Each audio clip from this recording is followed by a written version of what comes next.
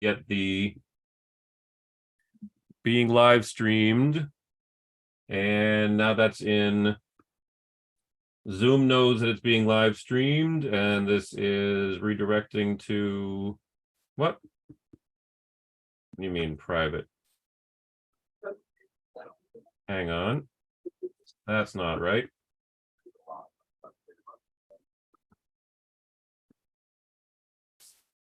Well, I'm glad I checked, because usually this goes immediately to a public.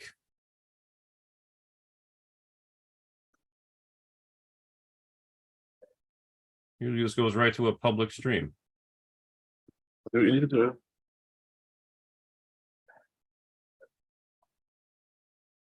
Interestingly, I do have 22 subscribers to my YouTube channel, which really has only. It says visibility public.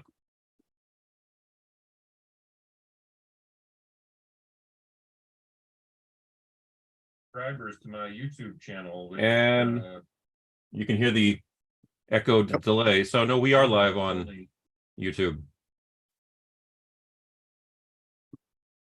So basically, the bottom line is, if because I'm the owner here, I don't know if you can see my screen now, but it says 2 watching now, but one of them is in my other window, I believe. Oh, no, maybe we do have somebody else watching. Well, how about that? All right, welcome aboard, folks who are watching on YouTube. Let's kick off this September 26, 2023 Rider Oversight Committee meeting. Len, you can still hear me, right? I guess we're here. Okay, cool. So I'm going to make sure that the YouTube video audio. All right, welcome aboard, folks who are watching. There's my voice from YouTube. All right. At the moment, folks who are watching on YouTube or in posterity later from the YouTube recording, at the moment, it's just Len and myself, but we are the most active folks of the Rider Oversight Committee. I'm Stefan Wunsch. I'm the co-chair of the overall ROC and also the co-chair of the Marketing Operations and Communications Subcommittee. Len, do you want to say hi and introduce yourself? Sure. Leonard Dickens, the co-chair of the Capital Investment and Finance Subcommittee. Thank you very much. Sure.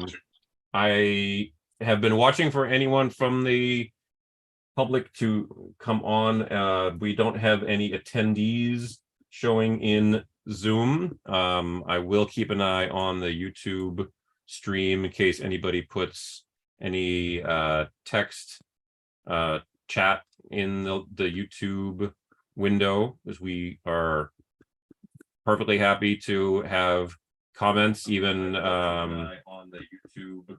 Pardon me for that. Very happy to accept comments over the YouTube chat, and any links that we share or any pages that I pull up, I will share the links in the YouTube chat, as I always do. Okay.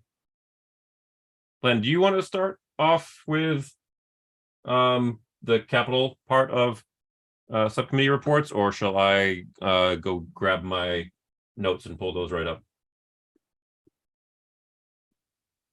Totally up to you. It's 5:30. Oh, I think you're muted, Wig. I mean, Len. Yep, I think you were muted the whole time. Sorry about that. Yeah, sorry about That's that. okay. We had some background sound here, you know. So I was inclined to just skip that, you know, Sure. Unless there was someone who wasn't at the meeting a couple of weeks ago that we wanted to fill in, you know. So No, that's fine. yeah, I think we That's just fine. can move on, since- you know. But Since I did take pretty good, if I'd like to think so, pretty good typed notes. And since we do have the subcommittee agenda, which you write up, which I'm sharing now on the screen right now, is the agenda from this past CIF, the agenda, the combined, excuse me, keep forgetting, combined CIF and marketing communications operations. But I will pull up the notes that I took in a moment. But don't let me while I'm pulling up my notes, don't let me stop you from continuing on if you want. I'm fine. I'm fine. I'm just preparing for something else to talk about later. So we'll just wait Okay. until you pull up and say whatever you want to say. Okay, I've got it at my fingertips right here. September 12. Get that into a usable font size, and here we go. I titled it Rock MCOP, but really was notes, I believe, from the combined. Well, I shouldn't say guest, but our new member was Miles, who joined us as a new person of the CTPS. I'm sorry, not CTPS. I just lied. The service planning. But Miles is also responsible for the miles on the MBTA site, which I'm showing here on my shared screen. And I will also put that into the Zoom chat, and I'll put that also onto YouTube for other folks. Miles is a very new staffer at service planning, but we were able to get a lot of new insight from him being a new employee at the T. That led us to talk about a lot of the route history. That's this line. We talked quite a lot about road history, rating district history, garage history, and of course, a lot of that was coming from Jonathan Belcher, but again, sparked by our newest member of the ROC from MBTA Service Planning, Miles. That was a really great exchange.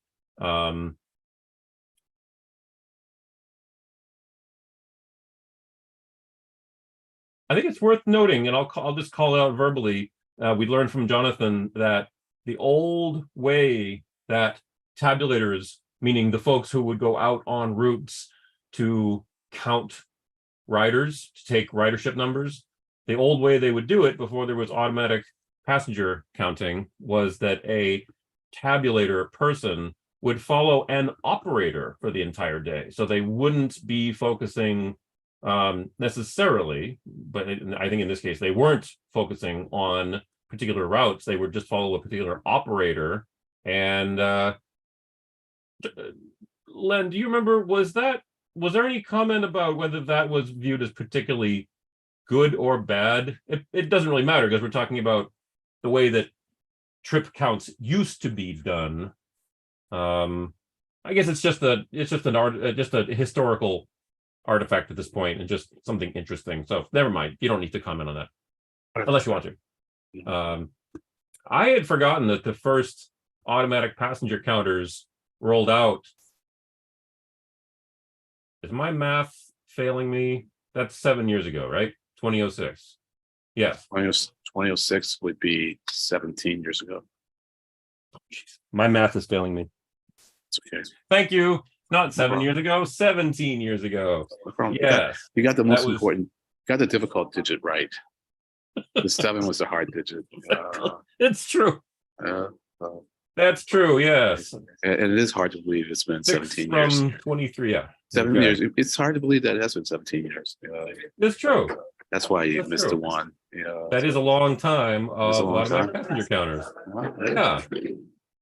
Yeah.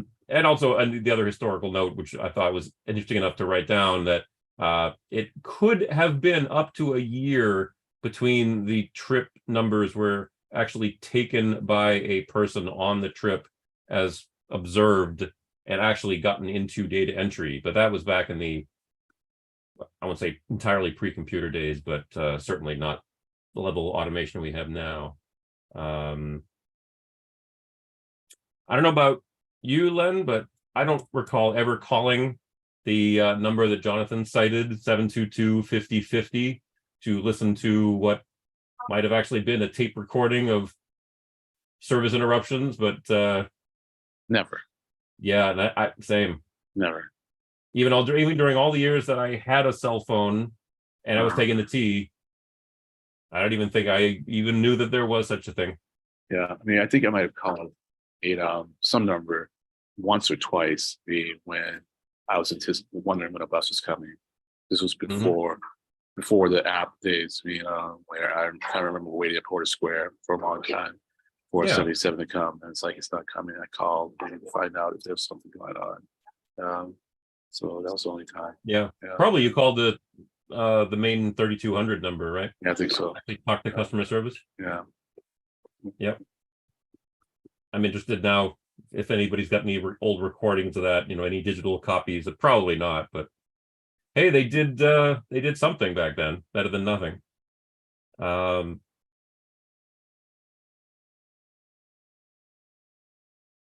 Oh yeah, the final two pieces worth mentioning.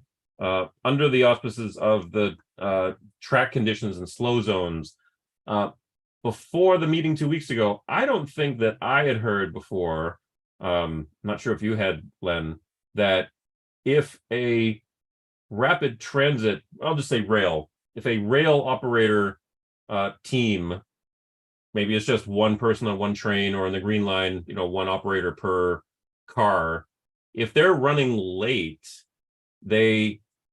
I believe it's what we heard from Jonathan was they typically, not just sometimes, but they typically won't be put out on a final trip of their workday. So in other words, they might be pulled off of the job early as opposed to being sent out late for one final trip, which would then put them into overtime. That's something that I don't think I'd heard before. I don't believe I'm misinterpreting that. Or do you think so, Len? Oh, yeah, I think you're right because I Okay. was expressing some um, frustration. Yeah, that's too mild a word, but I can't come up with a better word for the long delays. That I was encountering between 10 and 11, or more like between like 9:30 and 11. On the red line, where it was bad enough that the anticipated wait was 12 to 16 minutes.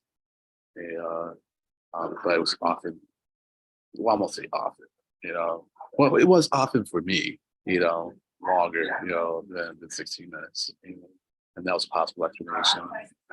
Along with so yeah, I guess the issue is that the flow zones are introducing so much variability, into the amount of time it takes to do a run, that it's hard to plan schedules around that, so that the operators end up hitting their limit before they've done all of their typical runs. And so I think when they get pulled off, that creates a gap, Yeah. in service. Yeah.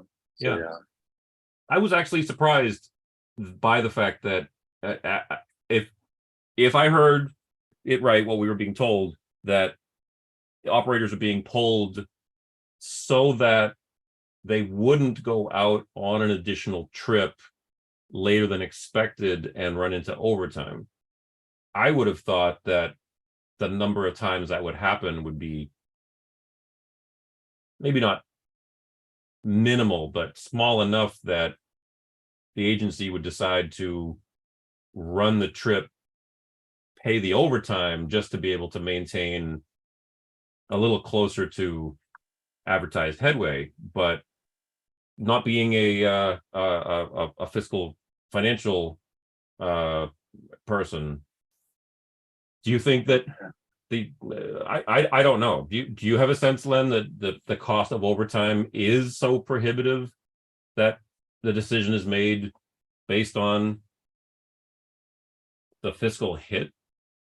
Well, I don't know about that, but also, I think it's kind of a tricky situation because it's not like you're asking someone, to just stay on the clock maybe for another 15, 30 minutes. If they're going to do another run, it's another full,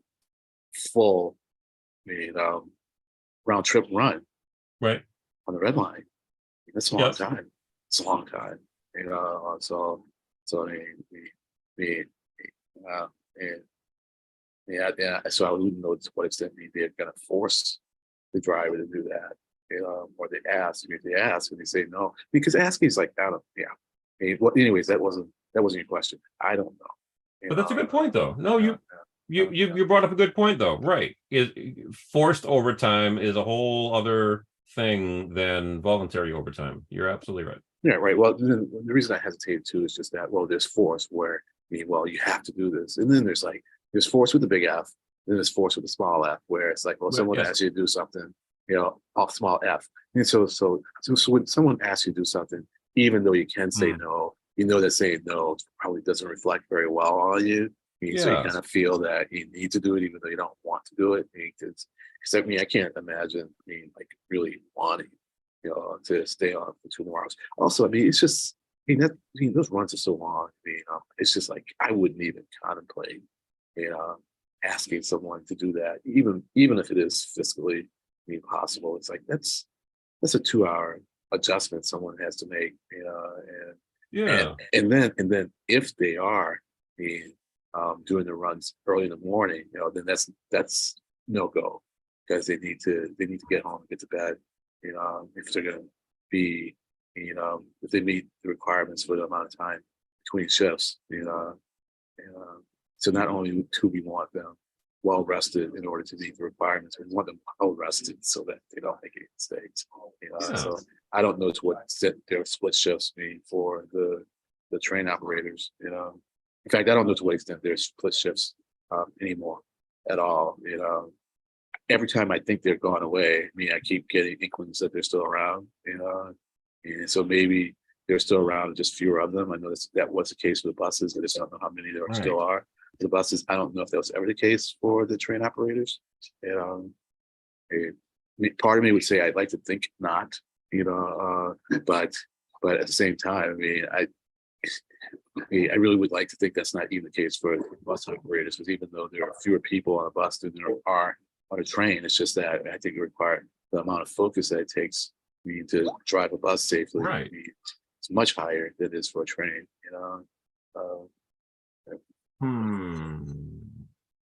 Although you make the argument that it's hard to stay awake operating a train than it is operating a bus. But still, if your mental acuity is down, even if you are being stimulated a lot by the environment, if you're not reacting well because you haven't got enough sleep, that's not good. Right. So anyways, so I can't answer the fiscal question. It would take some digging for that, and even so, I did have to ask someone, and at some point, maybe we'll have a good enough relationship or a relationship with the CFO that we can dive in on these kind of questions. But at the same time, maybe we just ask the questions through email or whatever. Yeah. I'm always up for that. If you want me to look into asking someone questions, even if we don't have no meeting, I can try to find out who they are. Well, I know from meeting him in person, Yeah. the chief administrative officer, David Panagor. Sorry, chief administrative officer, and he is on our short. Well, in my opinion, he's on our short list of folks to invite to a future. Yes, David Panagor, chief administrative officer. Yep. He's on our short list of folks to invite because he oversees hiring, HR, compensation.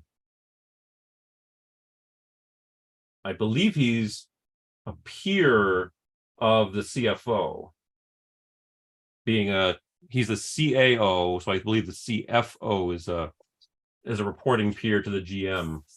But anyway, David Panagor for some other time. He could probably answer a lot about the staffing, scheduling, time of service questions. Oh, and by the way, I did get a reply back from Heather Hume, who is the director of the Green Line Transformation Project. Yeah. We had asked her if she was interested in coming tonight to this meeting. She did reply back to me. She was away for quite a bit of time, And she did reply back saying, "Oh, sorry, this week today just doesn't work out for their schedule," but she asked about next time. Yeah. So Yeah. hopefully she'll be Right. able to join us for the October meeting Right. in 4 weeks. Yeah. If that's not a good option, I might ask her about the subcommittee instead. Yeah. Well, I think the technique that you have generally, Stefan, is that you ask them to attend a meeting, within less than a week, and they get back to you and say they can't, and they're programmed for the next week, for the next meeting. So instead of doing this work 5 weeks earlier, we do it now, and then they're programmed for the next meeting. It works. It's just a little bit of a delay. Yeah. Sure, you can say that. Yeah. Yep. You can say it's planned. Yep.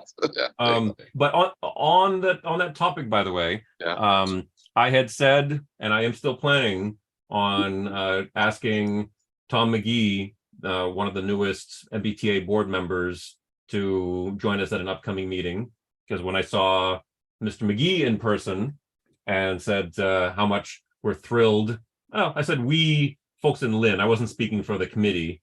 I said how much we are thrilled that he's on the MBTA board now. He expressed delight at being considered to attend a future ROC meeting. Excellent. Good to see you, Craig. Thank you. Cool. Yeah. Well, then we should plan on that. Maybe, if not for November, which might be hard. Maybe we should aim for him in like either January or February, because I thought maybe we were aiming for him in March, in October. Yeah. Are we still? Yeah. All right. Yep. Then we should discuss, what we want to talk with them. Well, we should talk about what we want to discuss with them at the next all committee meeting. Maybe send them questions beforehand, and then prepare them for the fact that it's likely to be a small meeting, and that it should be more roundtable discussion, and also we can tell him about our linkages to other entities. So normally I keep my roles in the back of my pocket, but I think this time we'll just kind of let him know what they all are, so that he knows that he's speaking to more than just the right oversight committee. He'll be talking to the advisory board, the advisory council for the MBTA, for the MPO, which by extension means that he's talking to MPO, and he's also talking to Arlington. So right. Not to mention talking to the director of Capon Street MBTA stop improvements. There you go. Hi, Craig. How you doing? Team, how's it going? Overall Going good. great. How about you? Doing good? I didn't hear you. So maybe you said something and then it clipped you off. No, can you hear me now? Yeah. Oh yeah. Yep. We heard you Okay, fine the first good. time too. Yeah. Thumbs up on your audio, Craig. Thumbs up. It's good. All right. What? Apologies for joining late. What? Anything of significance I missed today? No, we were pretty much just going over some of the planning for upcoming meetings, and having just gone over the notes that I took from our combined CIF and MCOP meeting back 2 weeks ago. I think the highlight was that I was calling out how we had a great discussion with Miles, the one of the newest members of MBTA service planning, and Miles and Jonathan got into a wonderful discussion of some of the history of how tabulation used to be done, and how garages and ratings and service areas had been done in the past, and to a certain degree still are now, some for better or for worse. I'm not going to weigh in on that. But we were just talking about the how the delays on red lines seem to be, according to Jonathan, I believe it was, saying that that's causing operators to not be put out on what would have normally been their final trip of the workday, because they'd be over their usual shift. And that's an element that has a fiscal financial tie to it. And so Len and I were just talking before you joined just about how we might have David Panagore, the chief administrative officer in the future, or the chief financial officer, whose name I forget. Len might know off the top of your head, Len, the CFO, No. who's No, I don't. not been with the MBTA terribly long. I think a couple of years, but No. not as long as John Davis had been around. Maybe you might want to ask me, Carney, about this. I mean, and so yeah. I mean, and so, and let's just say, we're not sure exactly what Jonathan conveyed to us. You know, at least I'm not so sure.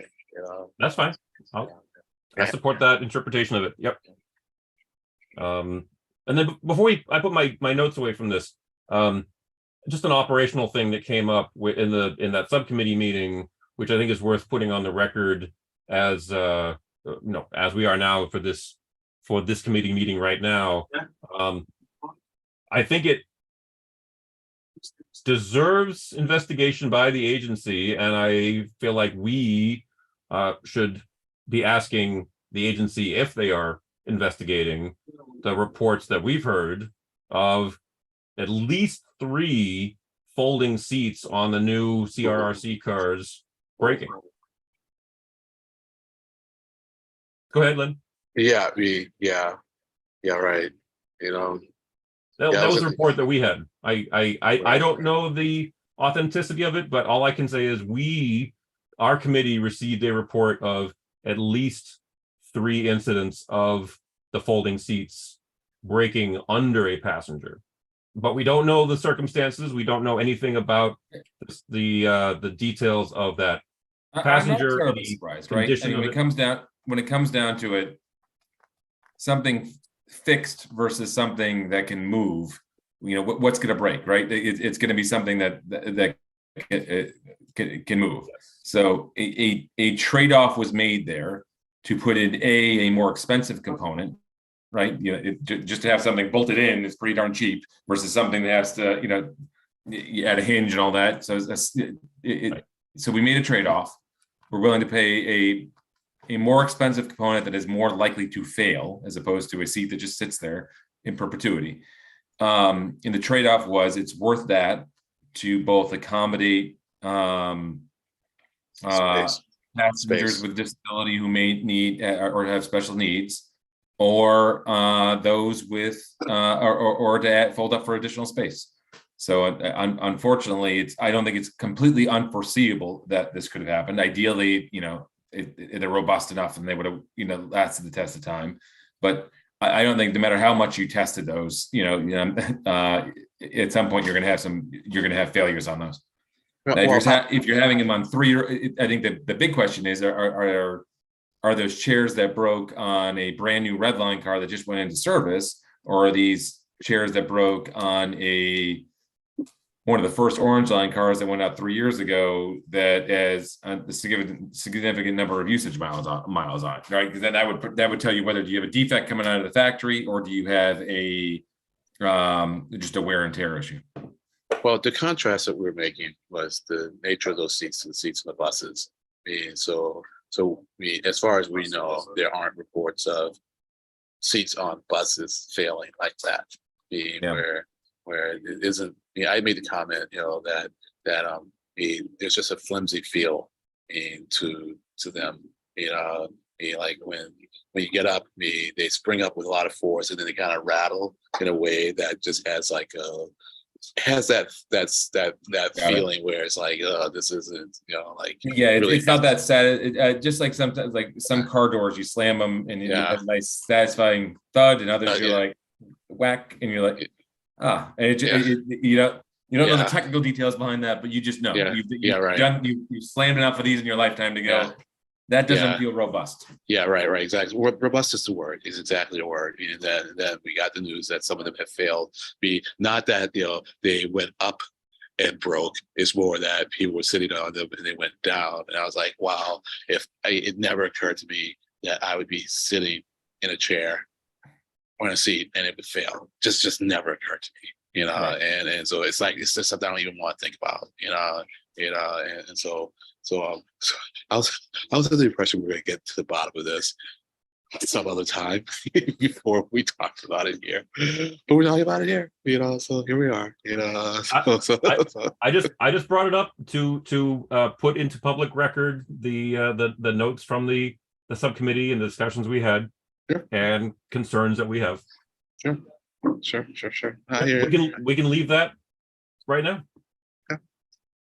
So it's just so I don't know, it's just one of those things where it's like, oh my goodness, I guess I don't want to be the source breaking that news, that's why I said it that way, Yes.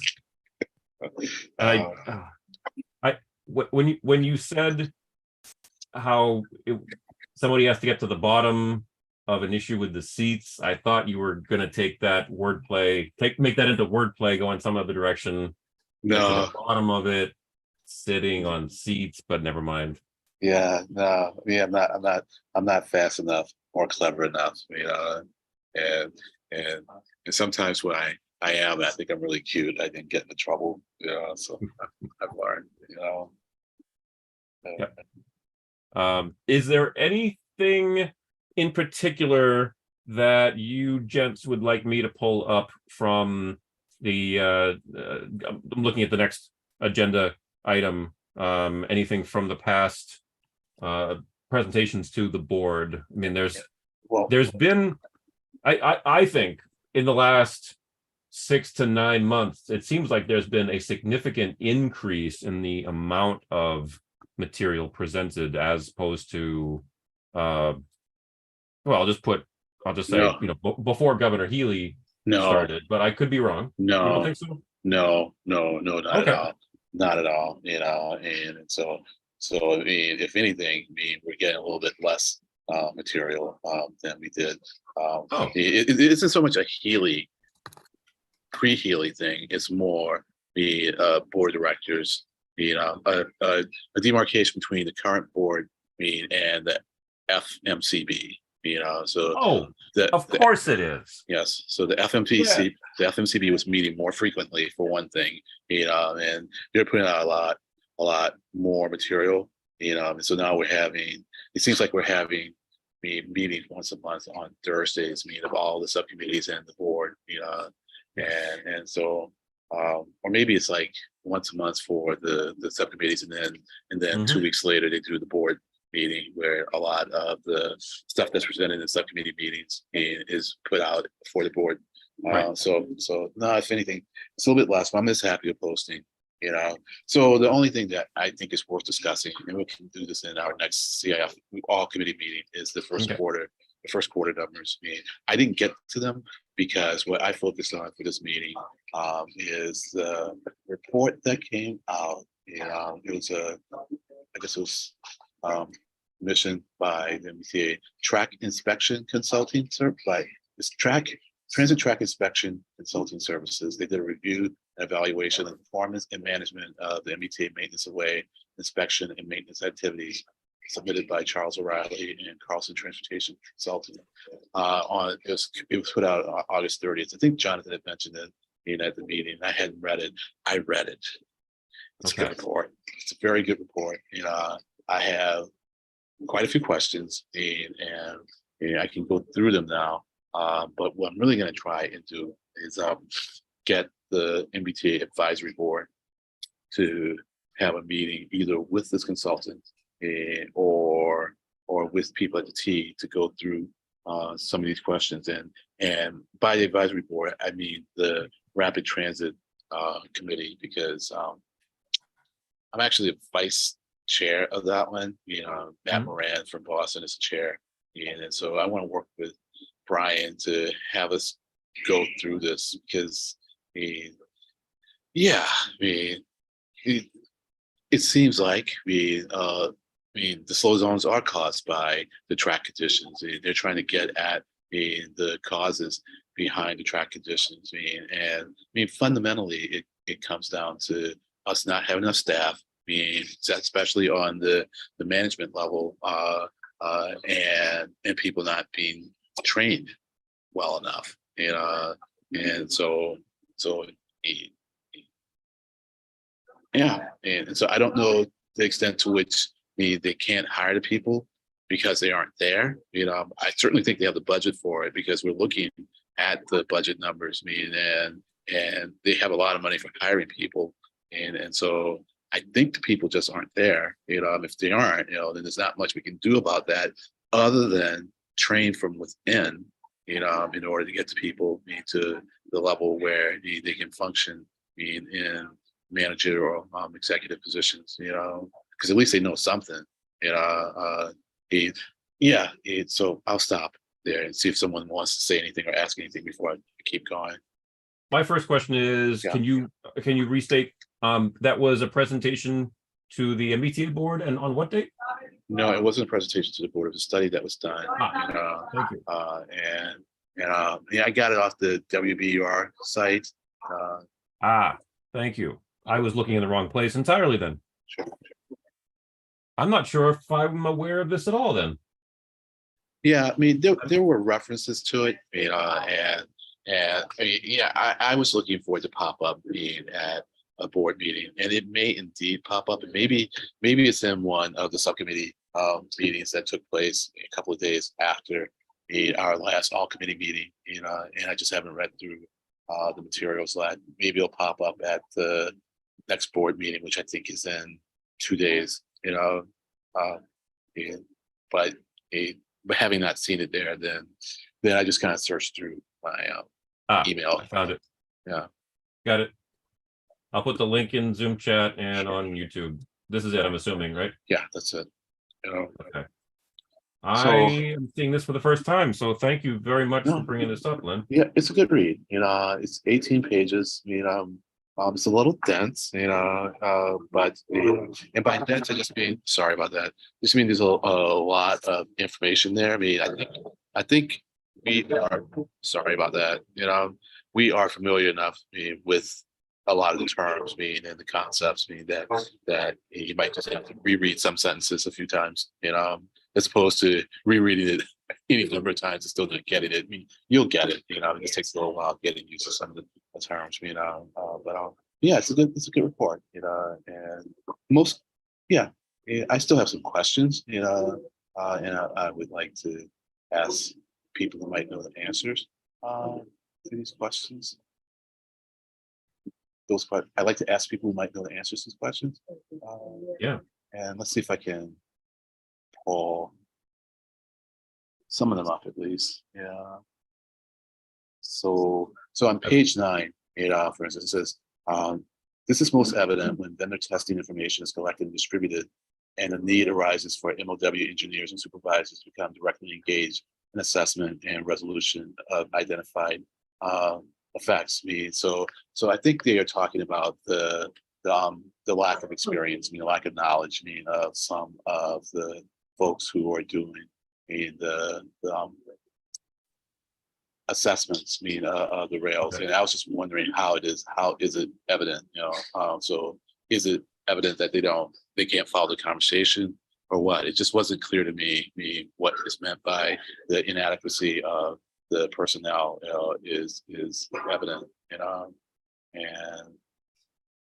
and so they talk about the inadequate staffing level on page 11, and I just really wanted to understand what is the cause of the inadequate staffing level, because the whole point of this presentation is that root causes, and I'm like, well, you're almost at the root.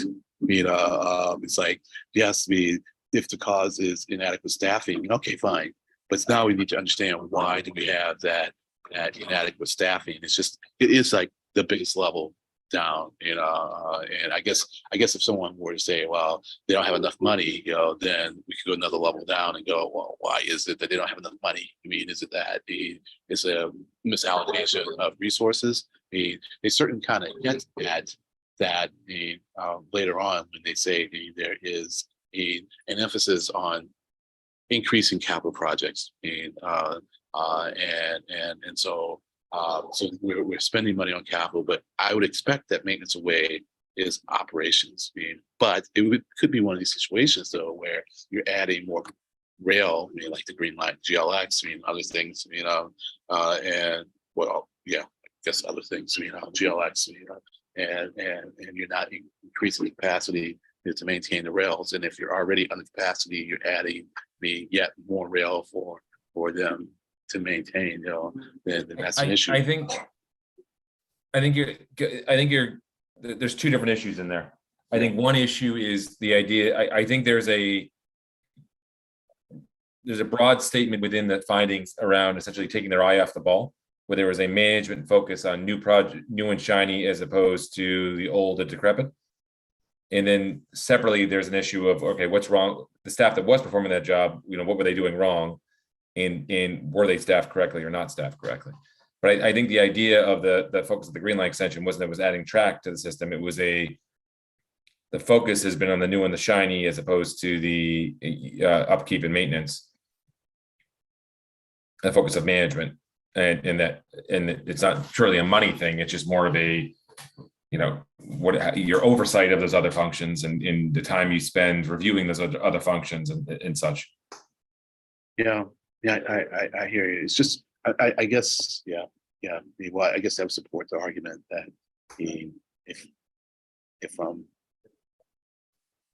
it is a maintenance, if it is an operations thing, then isn't that we're spending, the capital money on equipment and not spending the capital money on maintenance. I think maintenance is operational, and if that is the case, I didn't read it as it's not a money issue, right? It's not that we're spending money on green line extension and not spending it on track maintenance. It was more about management. Its focused is on the new projects, not on the other. So it's about management focus, not about robbing Peter to pay Paul in terms of money.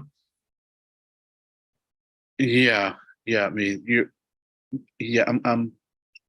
I'm more inclined to agree with you than disagree with you, but there's a nuance that I just can't really explain adequately yet that makes me not fully, on board with what you're saying. And I think if you read the report, you'll see what I get. But yeah, I hear you. But I think if it is, I think that was a contributing factor, right? I think the underlying that's a contributing factor to the issue is the lack of management focus at the top of the house.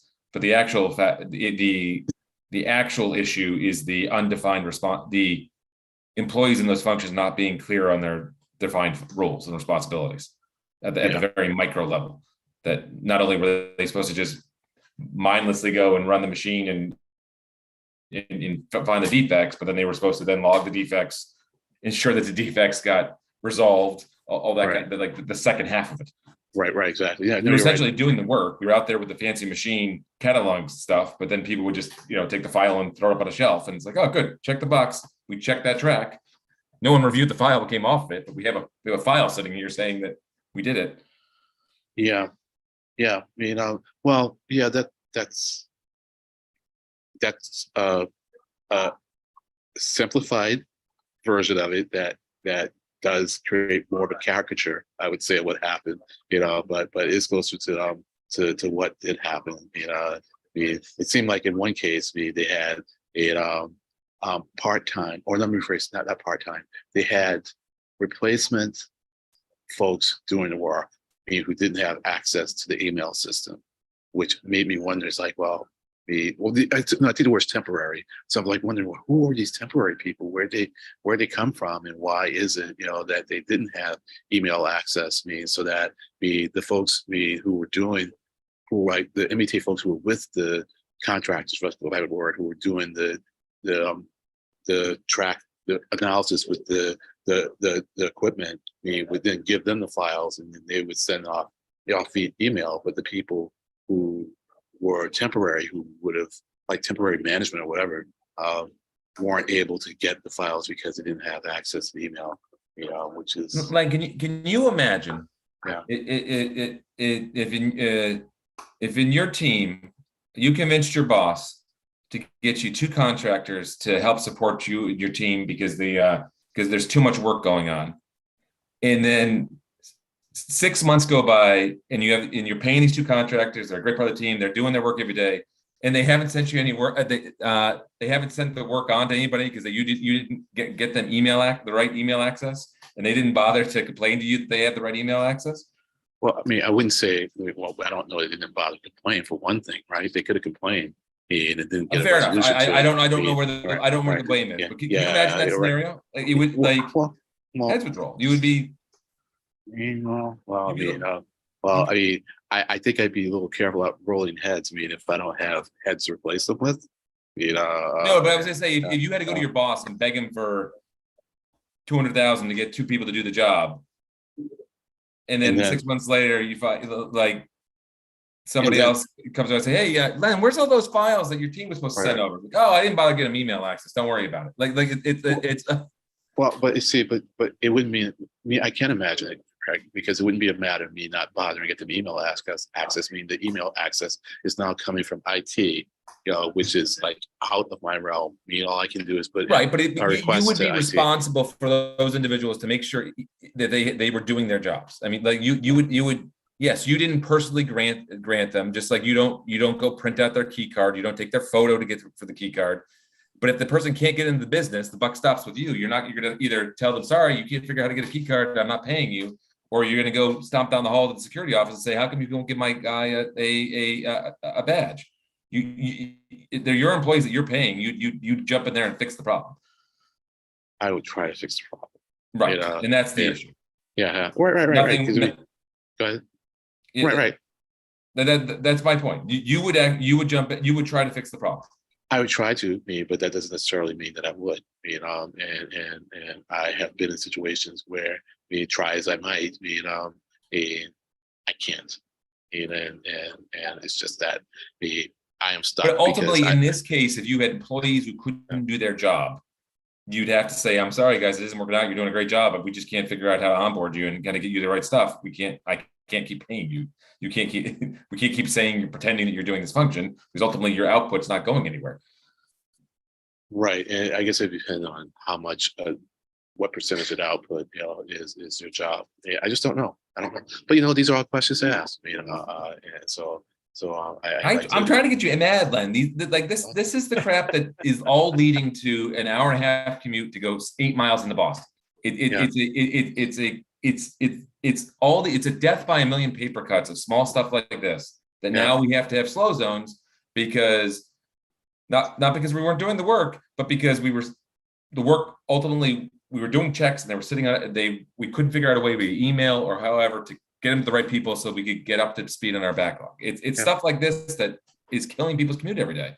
Yeah, and it makes me pissed off.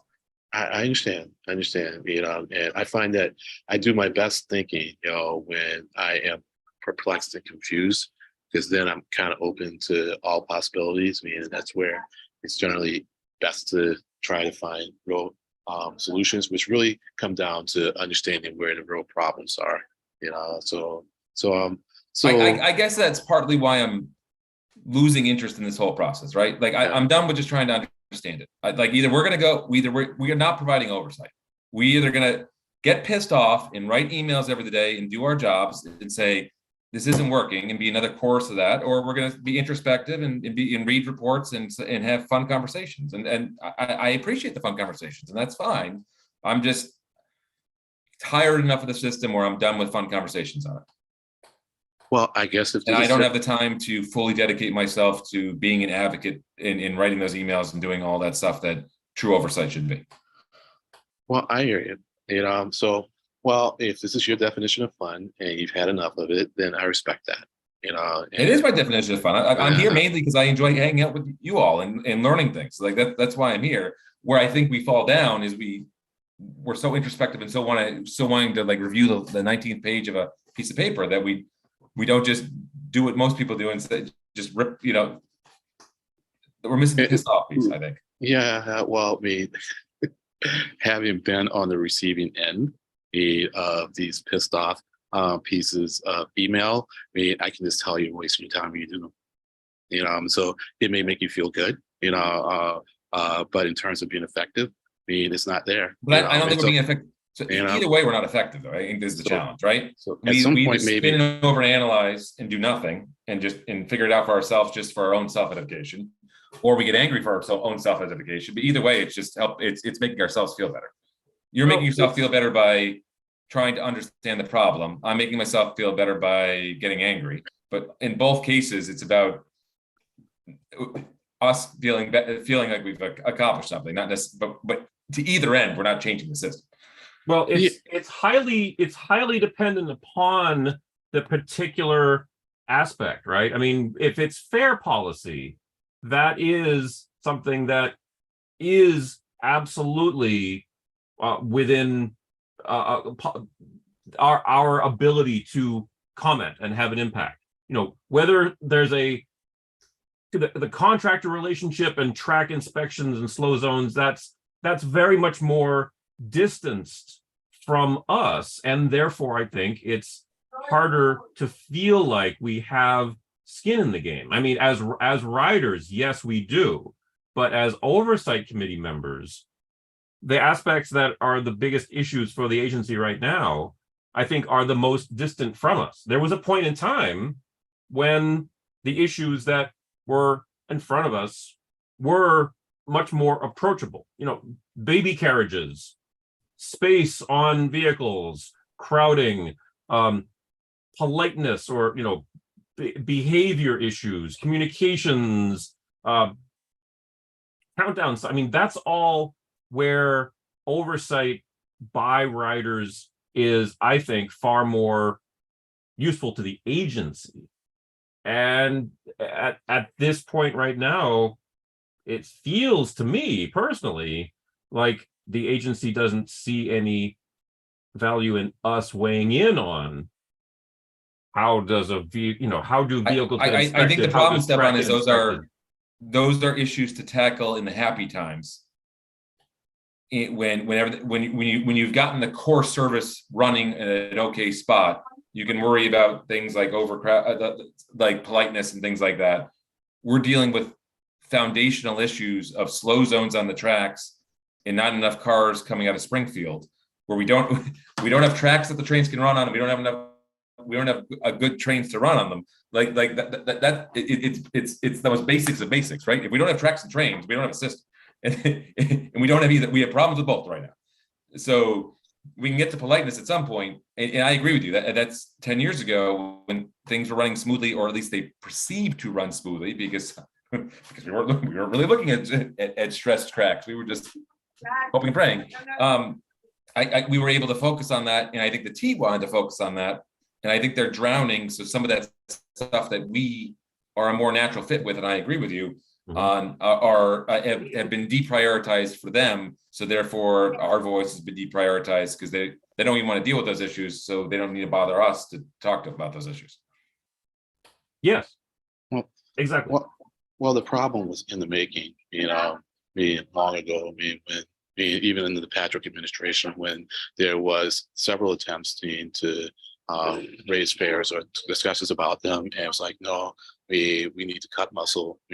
Or you know, we need to. We're lean and mean, you know, and we need to fix it first, you know, and we need to keep the head count down. Well, keeping the head count down and fixing it first, we're just not compatible, you know, and so that's how I think we got into the situation where we just don't have adequate staff to deal with the tracks, you know, and so my plan, you know, is, as I said earlier on. But I think that's where you called me up on being over reductive. To say it's a staffing issue is incredibly over reductive as well, right? Like, we just got to throw more people and more money at it isn't the answer. Like, well, if you don't have staff, right? If you don't have enough staff, I mean, the report says they don't have enough staff and do not. That was one part of it. But if you have managers who don't even understand what their staff are doing, I don't want to give them 10 more people to have 10 more people do files on shelves that don't go get there anywhere because they don't have email. You can't, just throwing money and people at a problem isn't the answer if you don't have them under good management with well-defined policies and procedures, with controls and risks and mitigations in place to run a properly functioning organization. Well, I agree with you. Staffing in to the bone cuts. You could say cuts going back to the 90s, pre Patrick administration, are all playing into where we are today. I agree with you on that, but I just wouldn't be overly reductive in the solution is simply add more staff. I think it's there's a lot more to it than that. Well, and you interrupt, and then you reduce my argument, you know, beyond where it is, and then you argue against that and get upset, you know. So I'm going to try again, you know. So one of the issues is that they don't have enough management. That's what the report says, and this is enough management, to actually help make the policy. They don't have enough staff to be that is trained, and so they need to do two things. They need to train the staff and get them the lower levels, so that they can do the work. They need more management, to help do the policy, create the policies that they need to put in place, so that they can do essentially create the SOPs is what one of the big arguments here is, that they don't have formal SOPs. They have people who kind of know the ways things are done, but no real procedure to follow. So apparently they're working on that, and so one of the questions I have is, how did they get to an inadequate staffing level? Is it simply that they don't have the money, or is it that the people aren't there to be hired? One is solvable easily, the other one isn't, and so we need to know what we're up against, So these are things that I'd like to take to the advisory board to see, if we can have a conversation with the consultants and people at the T, in order to try to get a little more to the bottom of these things, So that's where we are, at least that's where I am, that's our plan. Wig, you've been very quiet since you joined. Do you want to add comment? Yeah, sure. Yeah, sorry, I've got some computer problems. No, it's all right. We're just glad that you were able to join, even by phone, Wig. So don't worry about that. We're glad to have you on board. Thank you, Stefan. I appreciate it. And I was actually happy to listen to this recent conversation. I do want to report some remarkable observation from Somerville. And first, set the ground by saying that we've had a number of above ground and roadway and construction issues that kind of were like meteors hitting bits of the T that brought out all these problems. Now, obviously, the poor guy who lost his life at Government Center Garage and everything that derived from that. But in Somerville, previously, when they've had to have closures or whatever, there have been consistent messages both on the T websites and locally.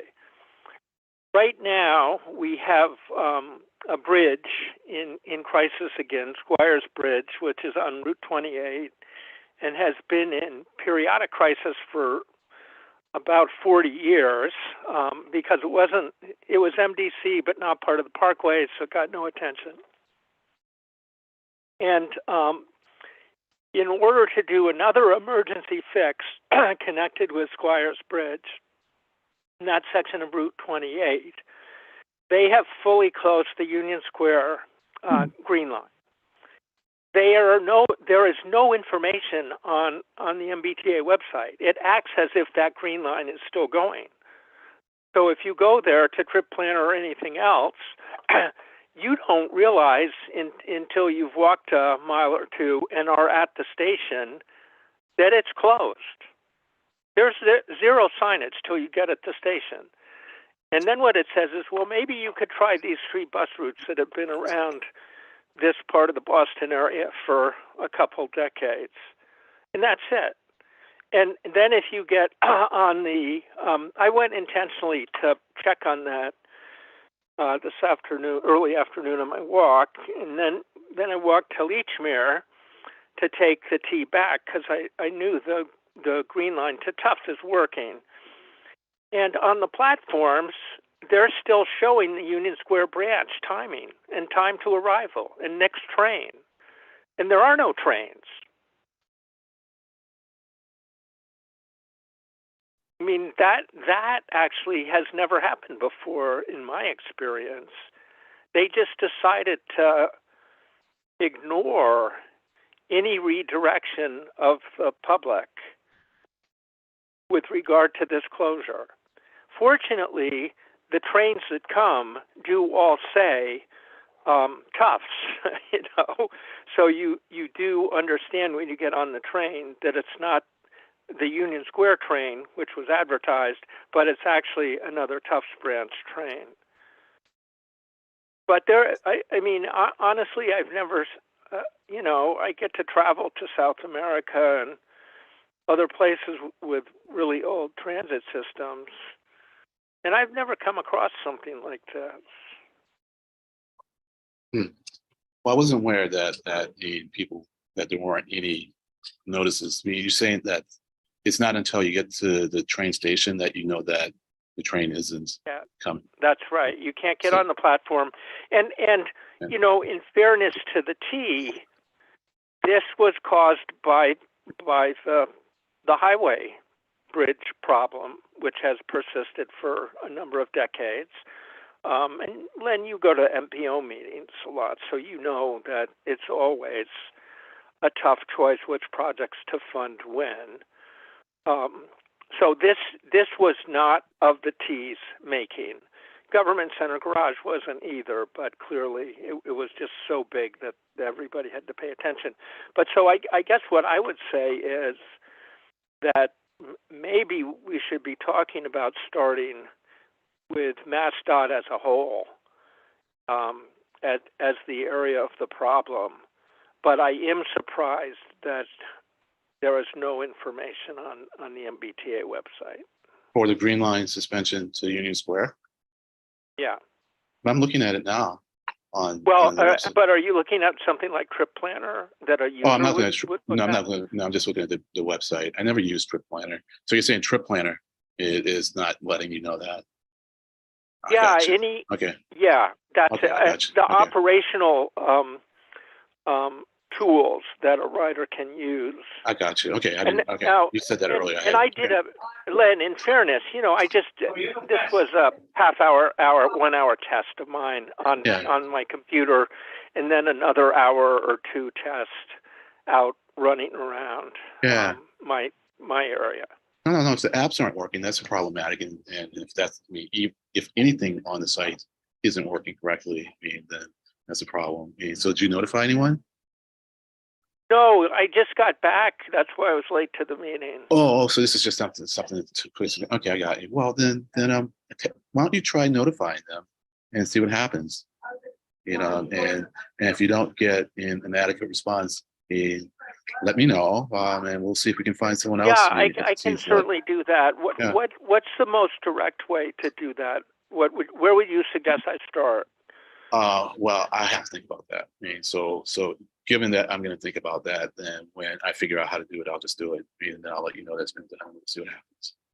Well, I'll spend some time on it too. I just wondered. Right, you cover the territory better than you and Stefan cover things better than I do, I think. So. Yeah, I mean, but sometimes I mean, I'm more on an abstract, level than at this kind of boots on the ground. Like, this isn't working right now. Issue. Well, with the app and here is one thing that caused me to do that. Yeah. There's an MIT graduate class, planning graduate class, that likes to come to Union Square on a Saturday, and talk with me about Union Square and the T and other things like that. Right. And I kind of knew in the back of my mind that because of local notices in town here, that things weren't working. Right. But the MIT faculty member doesn't know that. He thinks his grad students are coming on the Union Square Green Line to meet me on Saturday morning, and I'm going to have to do a little bit of course correction there. And that's what said. That's why I intentionally prioritize that for my afternoon.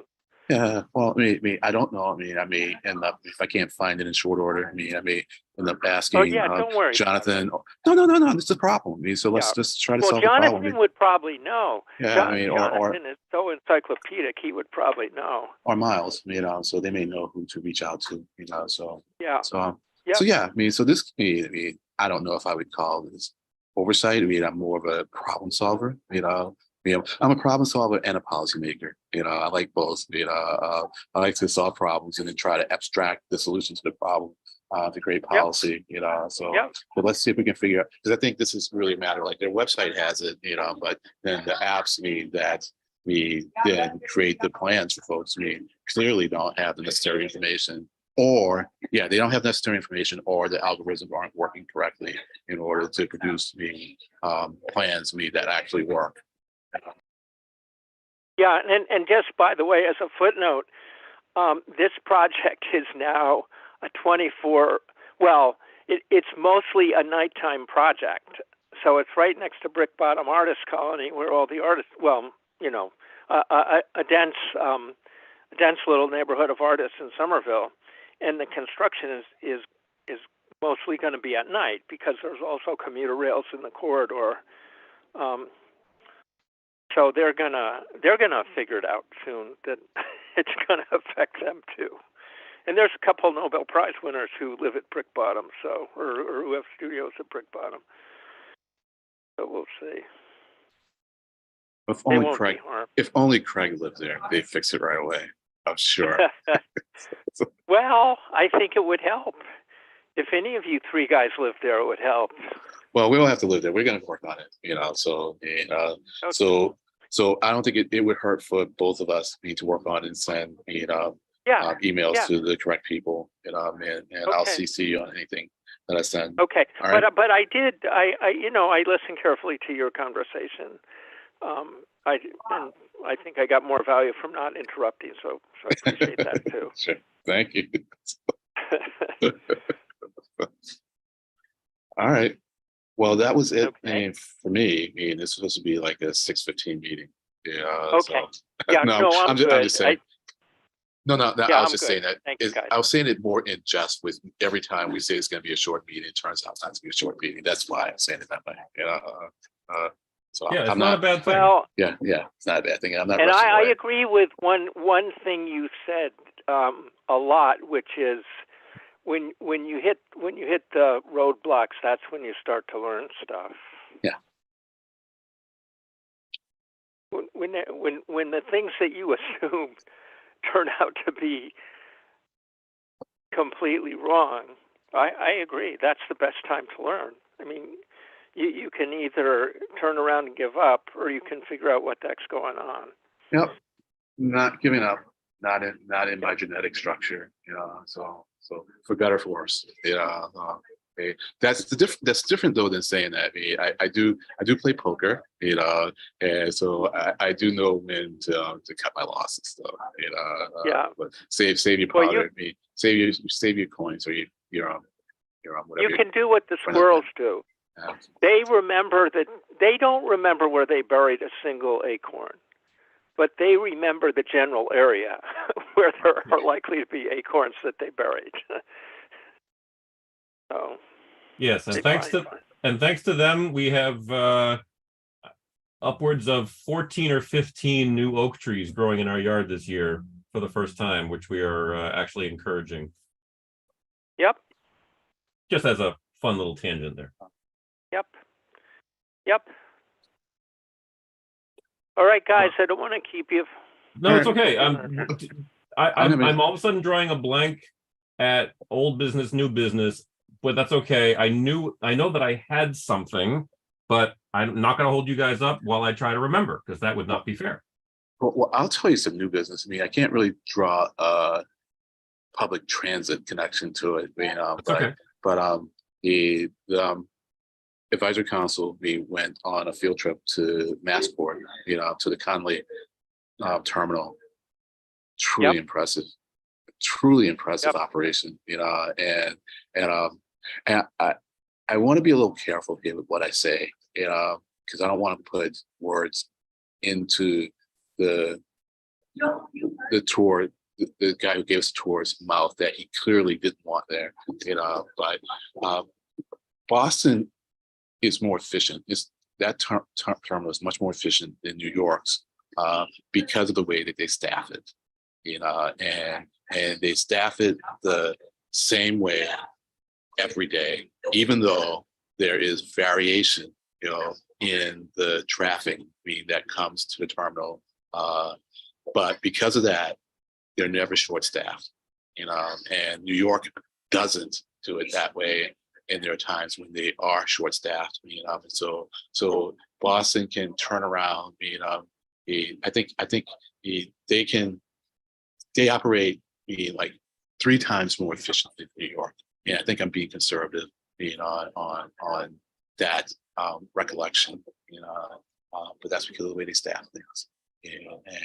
And for me, there's a lesson in that, because one of the issues that we had early on, just before the pandemic, with buses and bus drop trips, was that we just didn't want to have enough drivers around because we couldn't have drivers sitting around not doing anything. But then, when you would need the drivers because of whatever, like people didn't show up or whatever, then we wouldn't have them. And then we'd have to like cut trips from routes that have a lot of buses, even though they might be the only bus coming out of that route, out of that garage. And that route would take a big hit. So it's just something to keep in mind. And maybe, I'm applying something from one system that just doesn't work in another system, but I don't think so in this case, Well, they have a very constrained area at that port. Yeah. I was just going to mention that. Yeah. I am So when really they surprised. make improvements, they have to focus on how to get more efficiency out of a small volume, both land area and height, because of the planes landing. Right. No, but it's a really cool operation there. Really, I was impressed. Yeah, and I'm actually particularly surprised that you mentioned that. Not that you mentioned it, that you'd say it being very efficient even compared to New York, because there's no rail connection in Boston Conley Terminal. And last I knew, isn't there a rail connection at one of the New York transload? Yeah, most of the big container ports in the U.S. have rail, but truck. If you go to Long Beach in L.A., which dwarf all the other ports in the United States, truck dominant. Yeah, but Long really Beach still has rail. dominant. I actually looked at that a little while ago. Well, there was rail, but they when they did the convention center in South Boston, they just covered it over because they just, after consulting with some transportation experts, they just didn't think it was very viable. But that's the thing, though. The rail link that you're talking about, that is still viable, except for the Red Line test track now using that right of way. Right. That was north of the channel, so that was more towards the dry dock, Black Falcon Pier side of it. It was not ever rail to the Conley Container Terminal. As far as I know, there never was. Like, the Conley Container Terminal, as far as I understand it, was built with trucking only in mind. It never had rail. Conley specifically. Well, that could be, but they're a stone's throw away. You just got to throw a rock across the channel. Right. So I just want to make the observation that there is no rail there. There, as far as I understand it, there never has been. But Len is telling us that it's a model of efficiency. I'm impressed. I'm a little disheartened that it's so good with just trucking, because that's, that reinforces the cycle, I think, of building dependence on trucking. But I mean, still, I'm glad to hear that it is efficient. And I think what you might have been meaning, I don't want to put words in your mouth, Len, but were you mentioning that efficiency based on staffing as an example of what other Massachusetts agencies should be doing? Yes. Thank you. Yes. No. Okay. No. Like I said, I don't know the extent to which I'm comparing apples to oranges, but I don't think it is in this case. I think if you really want to have an operation that works efficiently, you sometimes have to be staffed in a way that may seem inefficient. But in the long run, it isn't. Because you need to have the capacity when you. This is a little circular. You need to have capacity when you need to have capacity, because when you don't, there are ripple effects that really cause a disruption and a degradation in service. There's one other really fundamental thing here. So two points. The first one is that, and Stefan, you would know much more about this than me, and Len might as well, but freight rail used to be bulk material dominated. And most of our goods movement now is, consumer goods movement is container based. You know, the containers are standardized across the oceans, and there's almost an infinite number of goods coming into the U.S. in those containers, and then almost an infinite distribution pattern within the U.S. So it's very different from bulk goods, Yes. like coal mining or stuff like that. And so you get a many-to-many relationship, and the trucks are really hard to beat for that kind of thing because they're so granular. The second point is that if you go on Google Earth or anything like it, and you drop down slowly over Los Angeles area, you will see these big white sub-districts that are the size of the downtown financial district of Los Angeles, but there are dozens of them. And they are all transship warehouses. They tend to be white because they have reflective roofs, which helps with the atmospheres inside these giant locations, warehouses where they swap. The containers come into them from the ports, and then they go out across an awful lot of the U.S. via road. It's really something how big that is, and it's tiny compared to the biggest Chinese ports. Yeah, and you're right. I mean, about how much we get from these containers. The guy said, I mean, 80% of what we will see on store shelves. I mean, this is all store shelves. You know, he said during the holiday season. I don't know if he was just saying that because the holiday season is approaching, or if that's specific to the holiday season, if it's in general. But 80% of the stuff that would be on shelves coming through the port, you know, on those containers.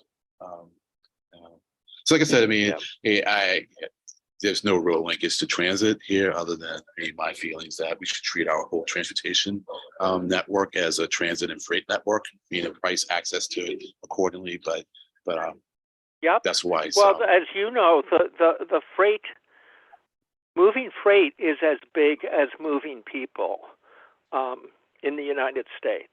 They're similarly scaled transportation systems. So it is pretty important to focus on this.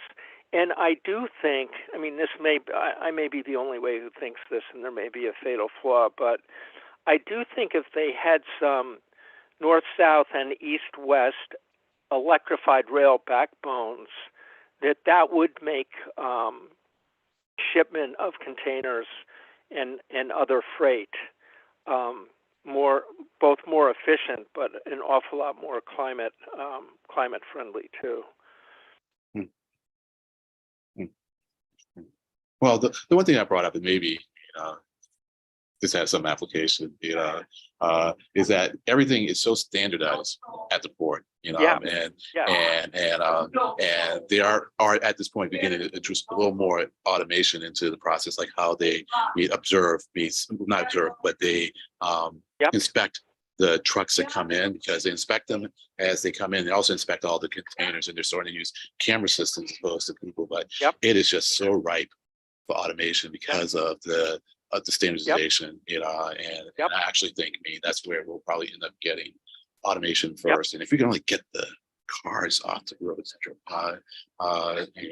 would all be safer. I mean, look, we're going to have these major bugs as we try to advance the technology for automation. That's just part of it, but we got to keep trying, because they're just takes care of the people shortage. People don't want to drive, and so. But anyways, so is there some kind of transit new business, old business for anyone? Whatever it was that I can't remember right now, but obviously if I can't remember, it'll wait. Yeah, I'll just make a quick comment though. When it comes to shipping stuff, I mentioned to my wife how all of our goods are, 80, as you said, 80% are coming over in these standardized ways, and she couldn't contain her enthusiasm. I knew you were aiming for something. It was just a matter of what it's going to be. Good try. Thank you. right. So the next meeting then, in 2 weeks, meet for the all committee thingy. Let's work on preparing some stuff, some questions for the senator, the ex-senator, Ex-senator, ex-mayor, the board current member. board member. Actually, well, since we've got you now, do you think it would make more sense to invite Heather Hume? Oh, sorry, for Craig and for Wig. I put an invite out to Heather, who is a longtime friend of the Rock. You may remember Heather was in charge of the fair transformation, and she was the one who led us on the tour of the new Fairgate test lab that was just outside of Government Center. Okay. Yep. So Heather has been a great fan. No, I would say fan. I'll say friend. Great friend to the Rock in the past. And Heather is currently the director of Green Line Transformation, the overall Green Line resiliency and restoration projects. Do you think that in light of us trying to have Tom McGee, who told me personally he'd be willing to come to a Rock meeting, we want to have him at a full Rock meeting? Does that make more sense then to try to get Heather for the GLT, Green Line Transformation, at the combined subcommittee?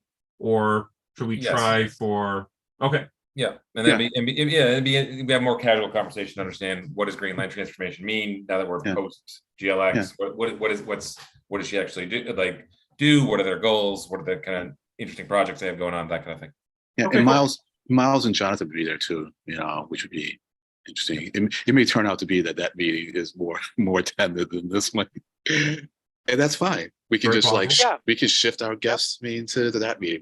We now have a lot of flexibility meaning as to when and where we have people. So I think that's a good idea.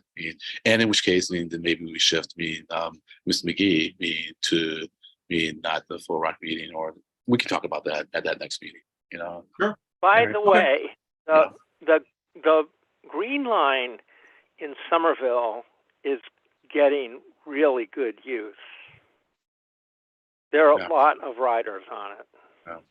Well, I wrote it for that's something we can look at in a future meeting. I'd love to. It'd be interesting to look at the ridership numbers.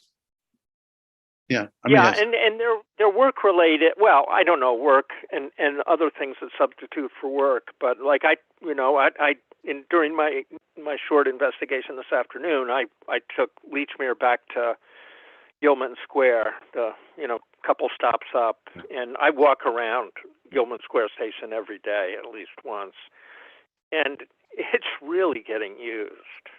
Yeah.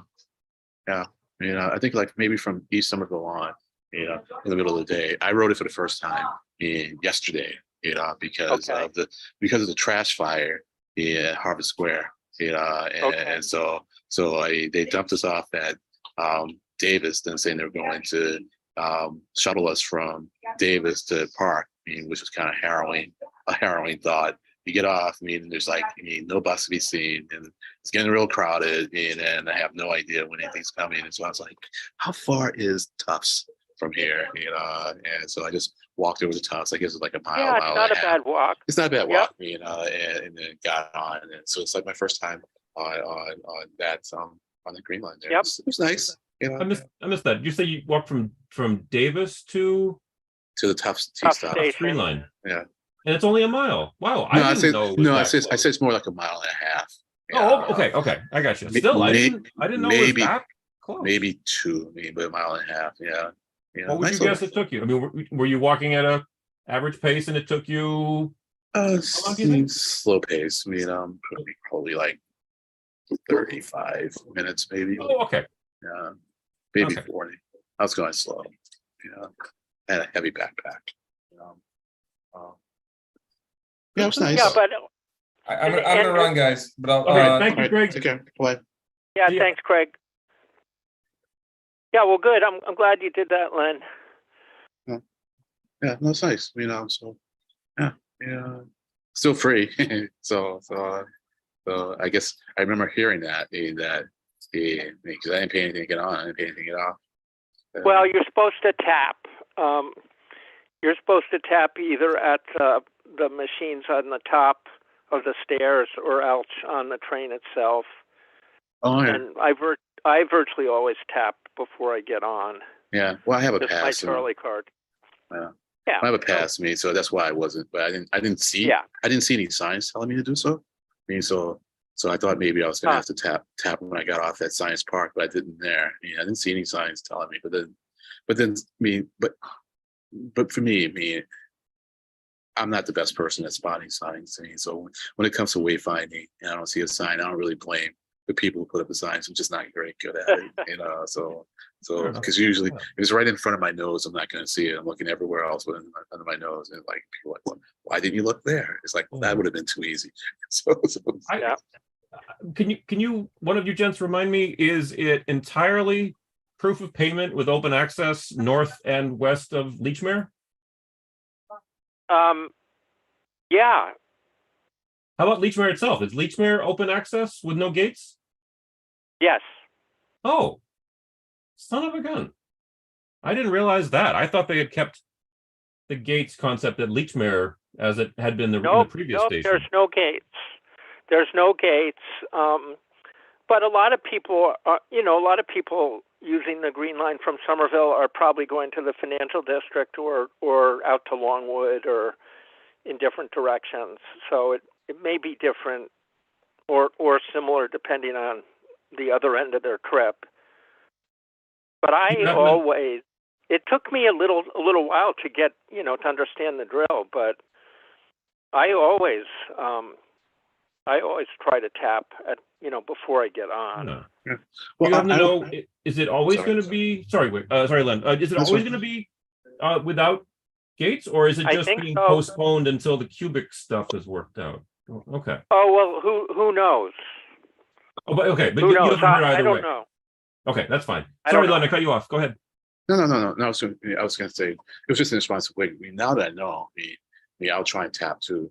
Mainly because Yeah, like I said, exactly. I have the pass, Exactly. but also I just really want them to have good ODX data, So, Yep. Yep. Because that one data point is going to make all the difference in a decision. Just saying, So it's like they don't capture by one trip, they'll make a bad decision. Yeah. Can't Well, have I'm that. even conscious of trying to tap before I get on instead of, if I forget to do that, tapping afterwards because Right. be the wrong data point. All right. Well. Okay. So, well, right. Nice to hear you guys. Yeah. Nice. Same here. Thanks Yeah, for I think we can. Thanks for, we can wrap for it up. trying to get for all your diligence to get it online. We'll figure out your Well, computer issues. Stefan helped. Okay. Stefan helped. I'm glad that you emailed Wig, because if you hadn't emailed us and I hadn't, well, I'm also glad that I saw that you had emailed and I was able to reply. That's the Yeah. it's The the last advantage of solution having. worked. I got myself, for what it's worth, I got myself a fancy magnetic charging stand for my iPhone, and so for the past maybe 2 months, as my phone's charging on my desk, it's facing right at me. So, up until I got this, when I had to charge my phone, well, when I was at my desk, my phone would just be sitting flat on my desk, Yeah. and I wouldn't see what was going on. But Yep. Well, I'm glad you saw it too, because I didn't see it. So, okay. All right, gentlemen. Well, maybe see all of you in 2 weeks. I'm sure I'll see you. I hope so. All right. Thank you Take both, care. and good night. Oh, but Greg. there's nobody on YouTube, and there's nobody else but us three, so there's no public comment. Okay. And we're at 5 of, so we're well after the public comment period that we advertised. So Excellent. good night, Okay. and thank you. Good night.